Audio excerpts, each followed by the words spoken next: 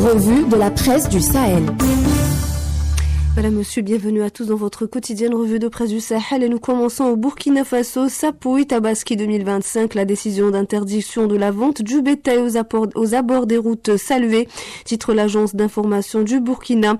Sur le terrain, la décision a été bien accueillie par les acteurs du marché. Nous comprenons la décision et nous la saluons sincèrement, affirme un vendeur de bétail, Savadogo Kassoum, selon l'agence d'information du Burkina.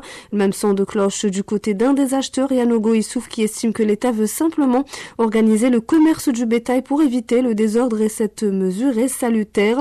Pour sa part, l'enseignant d'éducation physique et sportive Kone Yakuba estime que le fait d'interdire la vente aux abords des routes est une bonne chose et il a salué aussi l'engagement des Koglewogo pour leur vigilance dans l'application de cette mesure. Et nous partons en Mauritanie. Le programme Madhiyati profite à 100 familles au Tagant, titre l'agence mauritanienne d'information. L'adjoint du Wali du Tagant, Mohamed Abdel Fattah Ould Ahmeti, a supervisé au siège de la société mauritanienne des postes Moripost dans la ville de Tidjika le lancement de la distribution des aides dans le cadre du programme Madhiyati mis en œuvre par le ministère de l'Action sociale de l'enfance et de la famille.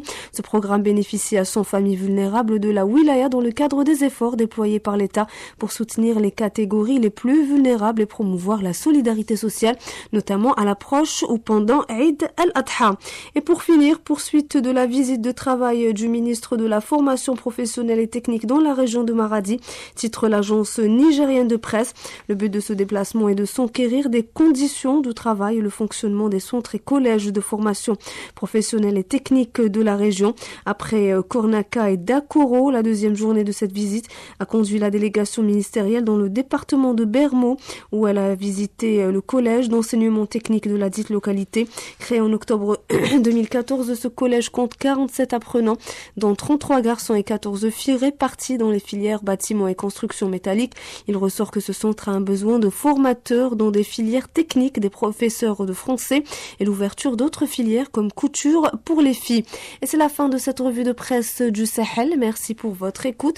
Je vous laisse profiter d'une petite pause musicale et on se retrouve juste après pour la revue de presse.